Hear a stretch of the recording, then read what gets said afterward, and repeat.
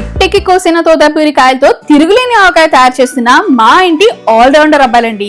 ఒకవైపు రేపు చేస్తున్న కార్పొరేట్ యువకులు, మరోవైపు ఆవగుండ తయారు చేస్తున్న స్వీట్ 16 అంకులు. ఆవగుండ తయారీకి 100% ఆవపిండి, 70% కారం, 60% ఉప్పు, కాసంత ఇంగువ, పసుపు, మెంతిపొడి వేసి నలుదిక్కులా కలుపుతుండగా ఇంకోవైపు బెల్లం తురడం కూడా అయిపోతుందండి.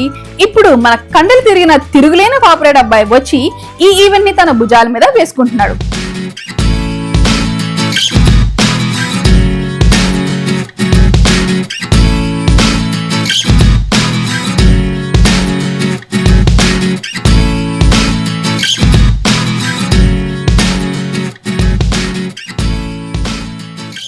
ఒక పాత్ర తీసుకొని కాసంత నూనెతో గట్టిగా కలిపిన ఒక బకెట్ ఆవగుండ, ఒక బకెట్న్నర బెల్లం, 2.5 బకెట్లు ముక్కలు వేసి ఓపిగా కలిపేస్తున్నాడండి.